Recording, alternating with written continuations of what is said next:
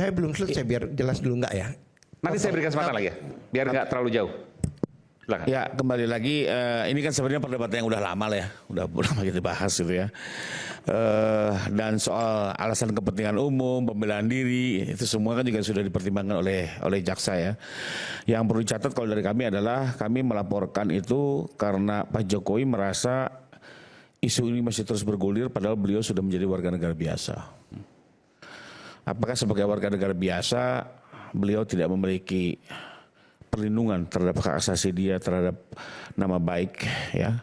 Dan ini kan bicara kepentingan umum, dampaknya apa? Kepentingan umum, beliau sudah tidak lagi jadi presiden, kalaupun ada persoalan tidak lagi berdampak. Jadi kembali lagi, ini semua sudah dikaji dan sebenarnya jaksa juga sudah melakukan kajian. Yang jadi menarik sebenarnya begini, ini kan disampaikan ini sebenarnya harusnya kan seorang lawyer sudah memiliki dakwaan dong pada saat berkas dimasukkan ke pengadilan.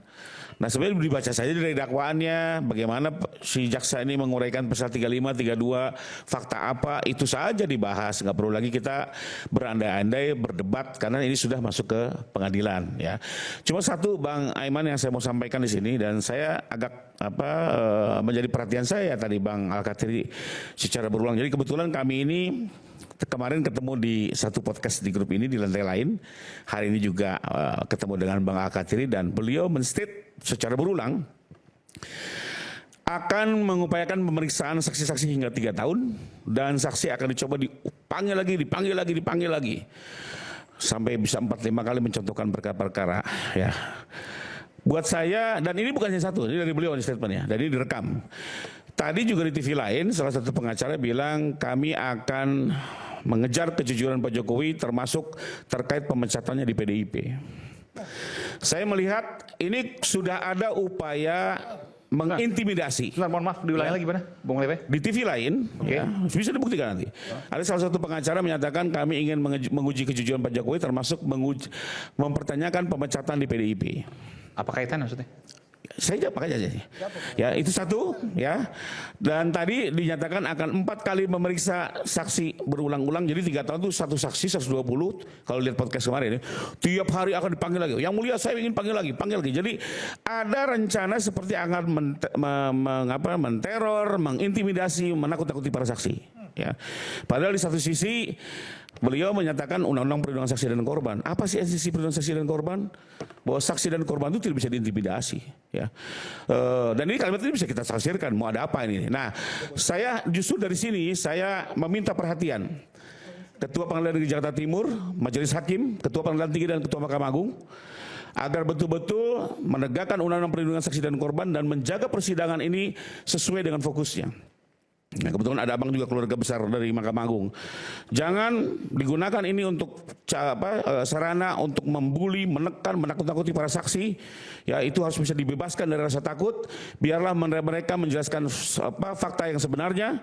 Ya, di bawah sumpah. Kalau itu silakan diuji. Tapi kalau ada niat-niat mengintimidasi, perlu kita lawan. Karena buat saya itu nggak benar. Dan hakim harus menegakkan itu ya. Karena jangan sampai para saksi ini pada takut dengan kalimat-kalimat seperti ini ya. Seolah-olah akan terjadi intimidasi, pertanyaan lebih. Karena begini, hukum caranya adalah betul seorang advokat itu wajib menguji kebenaran. Ya, seorang saksi kalau ketahuan berbohong dia kejar wajib itu. Termasuk mendudukan perkaranya sesuai hukum itu wajib. Tapi kalau saya tendensinya bertanya di luar konteks perkara, ya. Tadi Bang Aiman sendiri bilang apa hubungannya gitu ya. Tapi dinyatakan di televisi tadi. Ada rekamannya gitu ya. Dan rekaman ini akan saya kumpulkan, saya akan bicara tim, saya akan bersurat kepada Ketua PN bahwa ada indikasi akan dilakukan seperti itu, sehingga saya berharap Ketua Majelis akan menjaga betul para saksi diperiksa secara objektif. Tidak ada intimidasi atau upaya-upaya untuk menakut-nakuti para saksi. Siapapun itu ya. Apalagi ini banyak saksi dari daerah, orang sudah sepuh. Biarlah tugas pengacara ini tetap mulia, terhormat, ya, sesuai dengan hukum acara dan tidak bertujuan untuk melakukan hal-hal lain di luar tugas dan tanggung jawab sebagai seorang pengacara. Itu mungkin yang saya tambahkan karena ini sudah berulang dari Bang Al-Kathiri dan tadi di televisi lain ada kalimat seperti itu. Saya akan kumpulkan rekaman ini untuk betul-betul jadi bahan kajian tim kami. Saya mau tanya, kira-kira arahnya kemana ya kalau menguji pemecatan Pak Jokowi dari PDIP? Nah itu dia, saya juga bingung apa konteksnya di perkara ini gitu ya. Selain diduga ini menjadi satu ajang politisasi, ajang untuk kembali merusak nama baik dan segala macamnya yang akan diupayakan melalui cara-cara hukum, dan menurut saya ini perlu dilawan. Dan saya sangat mengharapkan ketegasan Ketua Majelis Hakim, Ketua PN Timur untuk bisa mendudukan, memimpin persidangan ini secara objektif dan benar, dan para advokat juga bisa menjalankan tugasnya secara proporsional dan profesional. Mungkin itu saja sebagai catatan. Sebentar, saya tanggapi. Ini menarik. Ini menarik. Ya ini persoalannya sudah kentara ya, seperti menarik ke arah politik untuk itu. Ada seorang pengacara, pasti dari kubu mereka, kalau Bang Rifai mengatakan itu. Ya, artinya yang selama ini kita duga, ternyata ini Nah, efeknya apa sih kalau seandainya dibuka lagi kan udah selesai? Maksudnya gimana? Saya masih belum bisa dapat. Arahnya kan udah mengarah ke politik. Ya tadi kan sudah jelas itu kan. Ditanyakan pemecatannya Pak Jokowi di PDIP. Ini maksudnya apa? Maksudnya apa pertanyaan itu? Ya artinya kan? untuk mencari keburukan terus-menerus gitu? Terus-menerus kalau kita lihat. Arahnya ke sana. Yang menjadi pertanyaan kita, siapa pengacara itu? Yang mengatakan itu? Harus dibuka juga Pak Rifai. Biar publik juga bisa tahu untuk itu. Ya, dan Mahkamah Agung juga bisa tahu untuk itu. Ini di luar konteks. Tidak ada satupun di sini yang pernah mengatakan itu. Enggak, mungkin ada siapa namanya itu Pak Rifai? Siapa namanya itu? Silakan. Inisialnya PS di salah satu TV sebelah, dan saya diwawancara tadi dari jam 6:30 sampai jam 3. Ada rekaman. Inisialnya PS. Siapa yang bicara? Ya, silakan cek rekan-rekan sendiri. Papa Sierra. Ya, tapi sudahlah, pokoknya kami ini akan kumpulkan, kami akan bahas dalam tim. Kami juga tidak mau persidangan untuk mencari kebenaran material, ujung-ujungnya untuk cara mempolitisasi atau mendegradasi nama baik Pak Jokowi. Oke, kita kembali saat lagi tetap bersama kami di Rakyat Bersuara. Nanti sebentar. Terakhir kita closing statement, tapi saya berikan kesempatan pertama kali pada Bung Al-Katiri. Silakan. Ya, saya menjawab sekaligus closing statement dari siapa namanya teman Bung Rifai. Kalau Andi saya nggak ada urusan dengan, nggak pernah bicara tentang PDIP ya. Saya PS itu siapa? Prabowo Subianto atau siapa? Saya nggak tahu yang dimaksud PS. Ya, yang jelas aja. Satu hal lagi. Bukan. Kalau mereka menjadi saksi itu udah konsekuensinya. Lah ngapain jadi saksi kalau nggak mau ditanya? Sudah sepuh, sudah apa? Ngapain datengin orang sepuh? Ya kan? Itu udah konsekuensinya. Masa suruh diam, suruh elus gini aja? Ya kami tanya. Ya kan? Kami challenge. Itu jelas. Pertanyaan apakah perlu sebanyak itu? Dari 4 kali datang. 4 kali datang. Loh, kalau memang kita bisa seperti itu fakta ya. Kami sidang itu sampai beralih. Bukan, tadi saya paham juga. Apakah ini kemudian untuk membuktikan kebenaran atau untuk menteror sidang Pak Jokowi dan seterusnya? Karena saya akan berikan saksi yang begitu banyak supaya lelah dan seterusnya misalnya gitu. 3 tahun misalnya. Loh, bukan begitu. Kalau saya hitung fakta, coba dicek. Itu kan Anton Permana itu berapa kali itu pelapor kami hadirkan? Karena waktunya nggak habis. Apalagi lawyernya banyak lagi yang bertanya. Itu fakta. Silakan dicek. Saya bukan ngarang. Saya nggak pernah halu. Ini fakta yang saya bicarakan. Satu, katanya orang saksi sepuh itu kan ngapain dia mau ngurusi? Dia kan sudah tidak punya kewenangan lagi untuk ikut-ikutan mau memberitahu hakim dan sebagainya. Apa kewenangannya? Apa hak dia?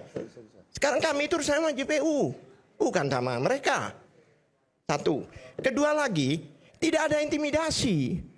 Saya malah memberitahu, pernah ini terjadi ya di satu sidang, saya juga dikatakan demikian oleh hakim.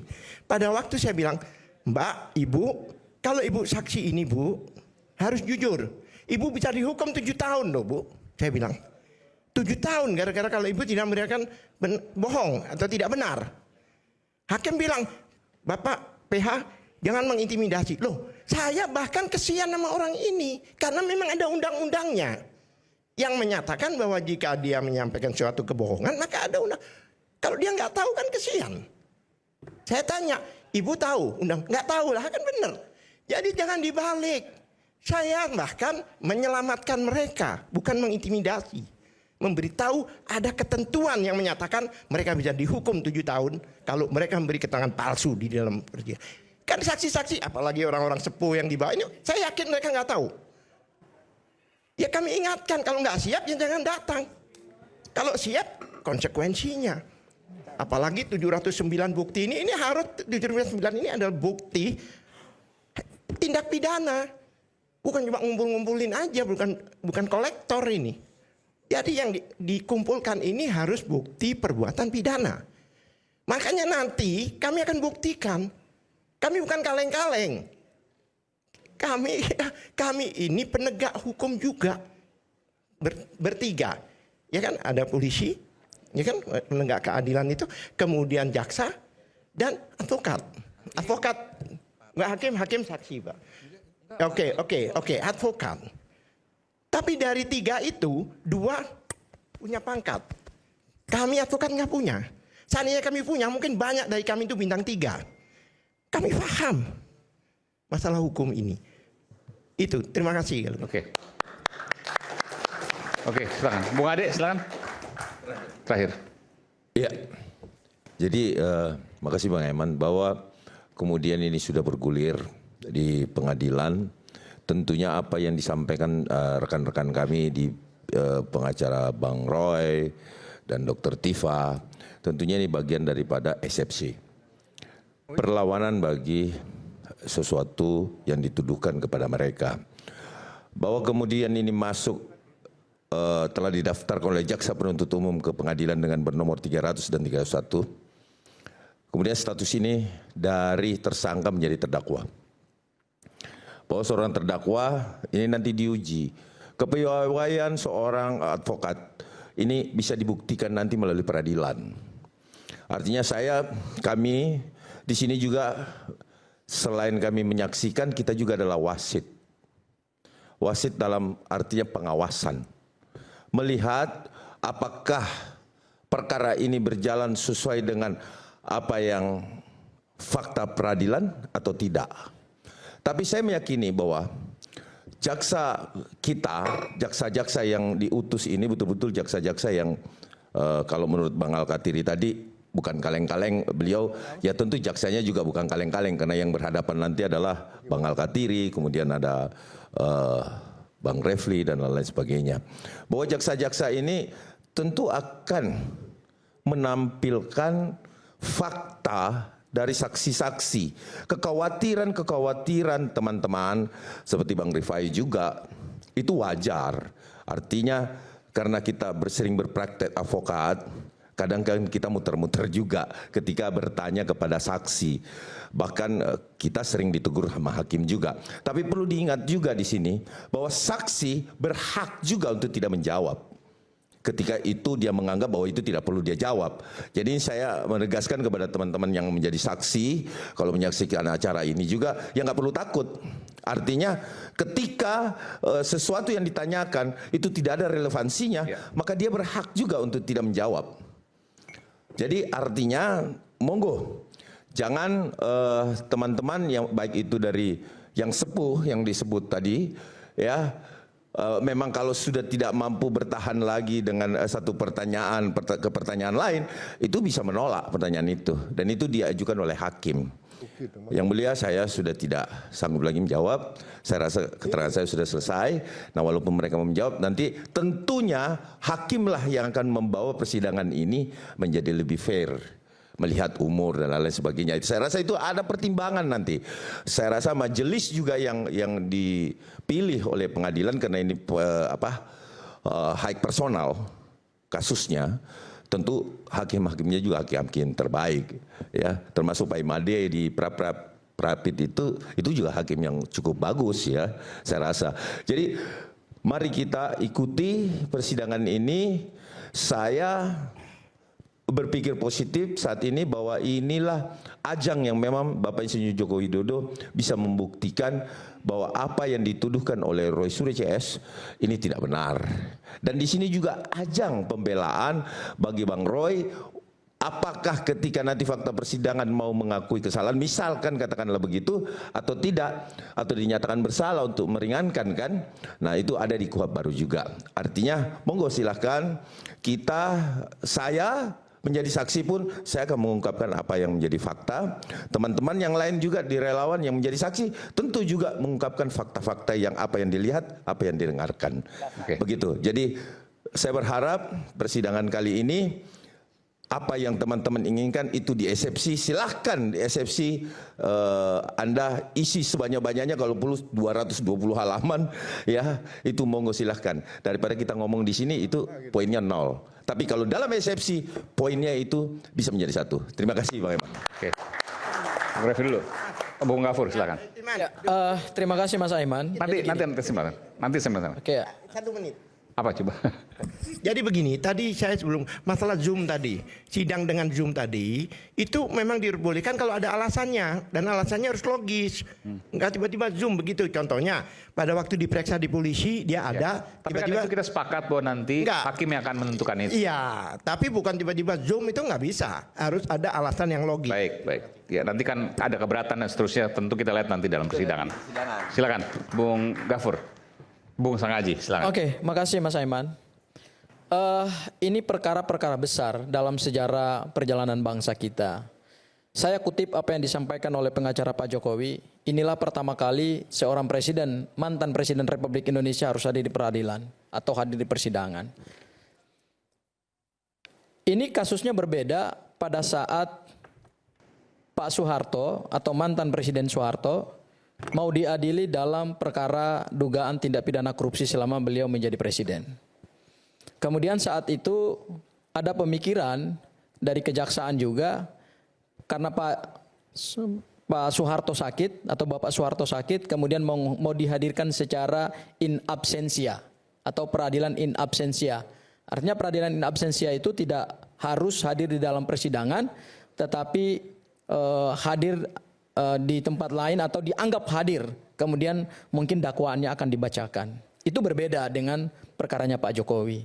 Kemudian juga kalau tadi disebutkan ada sejarah Pak Habibie memberikan keterangan mungkin secara telekonferensi ya, karena saat itu belum ada streaming gitu ya. Itu juga berbeda. Berbedanya apa? Berbedanya adalah untuk pertama kalinya seorang mantan presiden Republik Indonesia harus melaporkan warga negara karena warga negara ini kepo terhadap identitas pribadinya. Dan inilah untuk pertama kali beliau harus hadir di dalam persidangan, ya karena memang kemauannya beliau sendiri untuk membuka perkara pidana ini. Konsekuensi daripada LP Pak Jokowi pada tanggal 30 April 2025 adalah Pak Jokowi harus bersedia untuk memberikan keterangan seterang-terangnya di hadapan pengadilan, di hadapan hakim, jaksa penuntut umum, terdakwa, dan kemudian adalah kuasa hukum terdakwa. Kenapa? Karena ini deliknya adalah delik aduan absolut, pencemaran nama baik dan fitnah. Pencemaran nama baik dan fitnah itu melekat kepada harkat dan martabat seseorang. Dan harkat dan martabat seseorang itu tidak bisa dinilai oleh orang lain. Tidak bisa dirasakan oleh orang lain. Tetapi yang melaporkan peristiwa pidana itulah yang kemudian harus memberikan keterangan itu secara terang benderang. Supaya apa? Hakim ketika memeriksa, memutus, dan menjatuhkan putusan terhadap suatu perkara pidana, hakim mendapatkan keyakinan berdasarkan bukti-bukti yang sah. Itu hal yang pertama. Hal yang kedua adalah kita menginginkan supaya perkara ini terbukalah kepada publik gitu.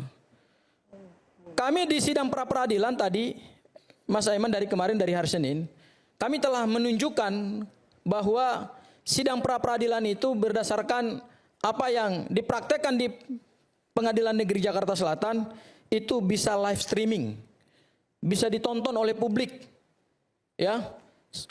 Semua persidangan dari mulai Senin, kemudian sampai kemudian hari Selasa, hari ini, kemudian besok Rabu, Kamis, Jumat, dan kemudian sampai pembacaan putusan pra-peradilan, hakim tidak melarang baik kepada awak media, kepada YouTuber, kepada siapapun yang ingin menyaksikan secara live streaming, tidak ada pembatasan.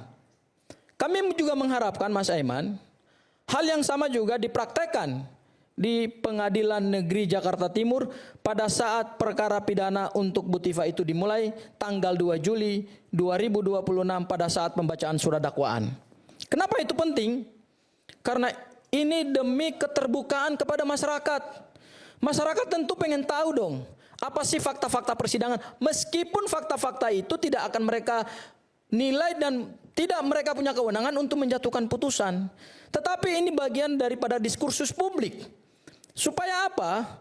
Supaya apapun yang nantinya dihadirkan dalam persidangan, dan kami sangat mengapresiasi kalau Pak Jokowi mau hadir kapanpun diminta oleh pengadilan, dan tidak boleh ada narasi bahwa cukup satu kali aja hadir. Seorang yang melaporkan suatu peristiwa pidana, maka dia punya kewajiban hukum kapanpun, dimanapun, oleh pengadilan manapun, harus wajib hadir karena di situ melekat kewajiban hukum. Pada saat Pak Jokowi membuka perkara pidana ini, maka kapanpun dan dimanapun, di pengadilan manapun, Pak Jokowi tidak boleh membangun alasan bahwa saya hanya boleh hadir 1 kali di dalam persidangan. Saya kira itu berarti Pak Jokowi tidak menghargai peradilan. Ya, oleh karena itu Mas Aiman, melalui Rakyat Bersuara ini, mungkin kami ingin meminta juga kepada Pengadilan Negeri Jakarta Timur, tolong berikan akses kepada seluruh media, kepada semua YouTuber, supaya perkara pidana ini bisa disaksikan juga secara live streaming. Sehingga masyarakat yang ada di ujung Papua sana, yang ada di pedalaman-pedalaman, yang ada di gunung-gunung, yang ada di pelosok-pelosok desa, juga bisa merasakan dan bisa melihat fakta-fakta apa yang ada dalam persidangan. Tetapi kalau kemudian kita mendengar hari-hari belakangan ini, ada keterangan dari Pengadilan Negeri Jakarta Timur bahwa mereka menutup akses terhadap live streaming. Ini kan menjadi tanda tanya besar juga. Ada apa di balik ketertutupan Pengadilan Negeri Jakarta Timur untuk tidak memberikan akses kepada media? Padahal masyarakat ingin melihat bagaimana kemudian keterangan Pak Jokowi seterang-terangnya kepada hakim, kepada jaksa penuntut umum, dan kemudian kepada terdakwa. Hal yang baru, saya harus adil juga. Itu Mas Aiman, dan kami minta juga barangkali nanti iNews bisa memohonkan supaya lebih senang untuk live streaming, tapi kejadian seperti ini memang bukan hal yang baru. Dulu waktu sidang Verdi Sambo juga tidak boleh live streaming. Tapi kita juga punya satu presiden dalam perkara pidana Jessica Kumala Wongso. Meskipun boleh ditayangkan semuanya. Ya, ditayangkan semuanya live streaming dan itu diikuti sehingga kemudian masyarakat bisa menilai kualitas penegakan hukum gitu. Ya. Jadi artinya sistem peradilan pidana kita ini sudah terbuka, Mas Aiman. Apakah terbuka? Sistem peradilan pidana kita ini sudah terbuka kepada publik. Jadi jangan lagi ada tutup-tutupi gitu. Closingnya bolak-balik terlalu lama. Silakan Bung Andreas. Ya, nanti sampai balik poin saya itu Mas Aiman. Persidangan. Jangan sampai juga kita mengorbankan Pak Roy di sini dilakukan penahanan oleh hakim karena tidak bisa menjaga kondusivitas. Artinya semua pertimbangan itu ada sama hakim gitu loh. Maksudnya kan sudah bagus. Orang-orang ini udah gak punya hak kita lagi. sudah ikuti aja gitu loh. Kasihan loh Mas Roy, ya kan? Orang-orang gitu ini udah gak gitu punya hak aja. lagi. Nanti di sidang itu hanya ada hakim, jaksa, wakil negara dan kami. Sudah paham Mas Roy. Makanya gak usah ngomong. Gak usah diajarin. Udah gak usah ngomong, gak usah menghasut. Banget. Ini menghasut. Ini menghasut. Ini menghasut ini orang. Iya. Apalagi relawan-relawan itu. Buang aja ke laut itu. Paham banget. Tapi hati-hati, nanti jangan sakit lagi. Iya, nanti sakit lagi. Gitu kan bahaya. Siapa yang sakit? Ini yang sakit nanti. Sampai Ya, pingsan. Itu nanti ini masuk sakit. buang aja itu. Silakan. Poin terakhir. Ya, artinya sekarang Mas Aiman saya ingin katakan bahwa perkara ini akan kita lihat sidang perdananya pada tanggal 2 pada saat kick off untuk perkara Bu Tifa. Dan mari sama-sama kita hargai dan kita hormati. Dan apapun argumentasi kita, dari forum ke forum, dari televisi ke televisi, dari podcast ke podcast, semua tidak akan bernilai sepanjang itu tidak sama dengan apa yang ada di dalam persidangan. Karena yang akan dipertimbangkan oleh majelis hakim adalah pada fakta persidangan. Dan kami sangat menghargai jika Pak Jokowi hadir secara itikat baik. Silakan Bung Andi Azwan. Bung Andi Azwan. Boleh bebas. Terakhir. Oke, saya closing.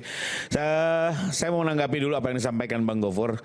Saya pastikan ini bukan pertama kalinya Presiden mengajukan laporan pidana ya. Ini peristiwa ketiga. Ya, pertama kali yang melaporkan itu dalam catatan ingatan saya, kalau saya salah boleh koreksi, yaitu Pak SBY bahkan sedang menjabat melaporkan seorang warga negara di Polda Metro. Itu pertama. Yang kedua dilakukan oleh Bapak Yusuf Kalla untuk melaporkan Sylvester itulah namanya ya. Itu kedua ya. Jadi bukan sekali gitu ya. Lalu ketiganya baru Pak Jokowi, bahkan yang terakhir kemarin Pak JK juga melaporkan lagi. Jadi ya, ini bukan sesuatu. Maaf, Pak Yusuf Kalla bukan presiden, wakil presiden. Dan apapun laporan itu, laporan Pak SBY itu tidak dilanjutkan dan tidak dilanjutkan sampai persidangan. Berbeda. Berpengaruh di Republik ini. Ya, berbeda. Yang saya sampaikan kan adalah kapasitas boleh presiden. gantian atau gimana? Sudah selesai dong, selesai. Sudah selesai, sudahlah. Nggak, dia Kan koreksi, perlu juga dong saya koreksi gitu loh. Udah terlalu Supaya banyak bicara. salah 1 juga. jam loh dia. Laporan Pak SBY Dia berulang-ulang lagi. Udah selesai. Jadi clear ya. Jadi clear. Laporan udah Pak selesai, SBY biarkan itu adalah dulu lah ngomong. Biarkan Pak Iman. bukan, karena dia koreksi saya. Iya, Saya oke. boleh dong mengkoreksi Oke, juga. oke, gitu. silakan. Laporan Pak SBY saat Pak SBY menjadi presiden itu tidak dilanjutkan sampai persidangan. Oke. Clear itu. Kemudian yang kedua, laporan Pak Yusuf Kalla terhadap Sylvester Matutina itu kedudukannya sebagai wakil presiden, bukan presiden. Karena Pak Yusuf Kalla tidak pernah menjadi presiden Republik Indonesia. Oke. Dia semua tahu tentang itu. Artinya bukan pertama kali itu dilakukan. Lalu kedua, kenapa berhenti yang di Polda Pak SBY? Karena terjadi RJ disepakati. Ya, Pak Jokowi juga menawarkan RJ untuk yang sebagian sepakat berhenti, yang tetap ngotot merasa benar ya mau tidak mau dibawa ke persidangan dengan tetap menghormati asas praduga tak bersalah. Jadi jangan juga diputar-putar seolah-olah ini Pak Jokowi hanya pertama kali dan menyalahgunakan kewenangan. Dan satu lagi ya, Pak Jokowi itu baru melakukan haknya setelah beliau pensiun. Saya tahu betul diskusi ini karena saya mendampingi saat beliau menjadi presiden. Dia tidak mau menggunakan itu. Nunggu pensiun menjadi warga biasa baru dia melaporkan. Dan beliau juga saya pastikan akan hadir di persidangan seperti warga negara biasa, dan ini merupakan peristiwa pertama kali dalam sejarah penegakan hukum. Kita perlu apresiasi, beliau akan hadir termasuk menunjukkan ijazah yang dimilikinya, bukan hanya SMA dan S1, dari SD dan SMP. Tadi alasannya apa sudah saya jelaskan. Menurut saya ini juga sesuatu yang fenomenal ya.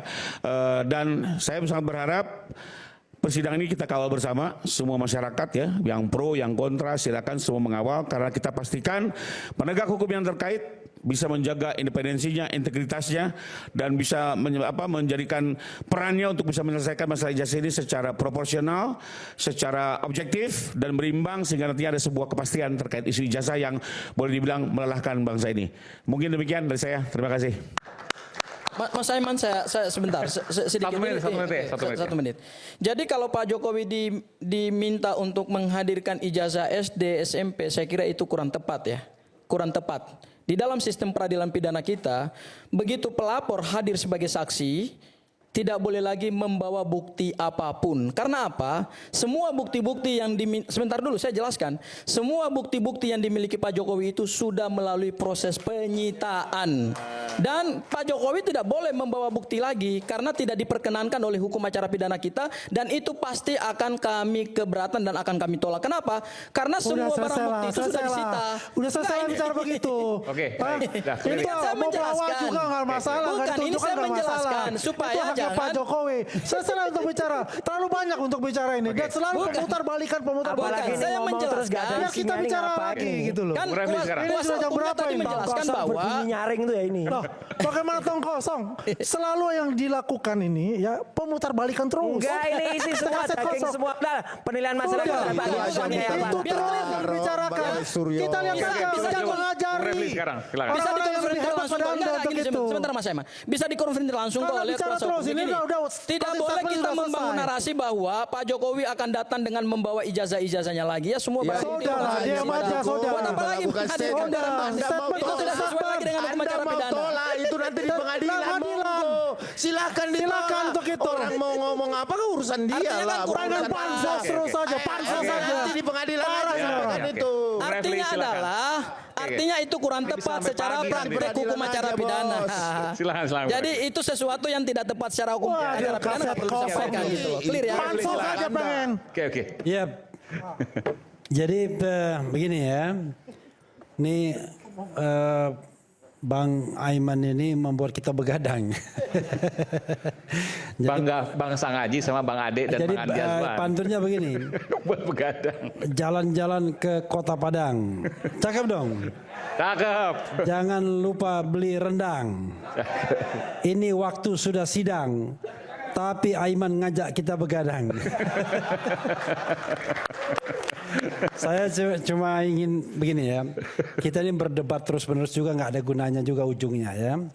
Oke lah, ini bagian dari partisipasi dan transparansi. Tapi ini kan sudah masuk persidangan.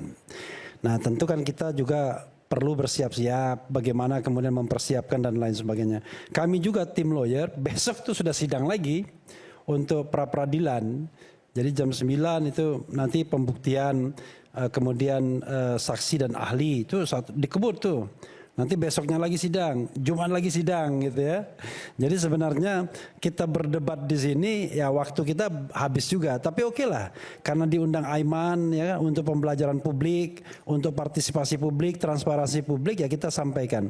Tapi ada bagian-bagian yang tentu tidak bisa kita sampaikan secara clear. Contoh ya, saya kasih contoh, kasih clue. Apa iya persidangan ini bakal panjang misalnya ya? Apakah misalnya tidak ada senjata untuk memperpendeknya atau kita mau memperpanjang? Kan nanti kita akan diskusikan semuanya. Bagaimana kita berdiskusi dengan prinsipal, dengan tim-tim hukum lainnya. Bagaimana memperpanjang dan memperpendek. Itu kan bagian dari strategi persidangan dan saya kira biasa saja. Termasuk misalnya kita menginginkan Pak Jokowi jangan datang sekali, tapi datang 2 kali biar kita jauh lebih bisa mengeksplorasi apa yang dia punya informasinya kan begitu.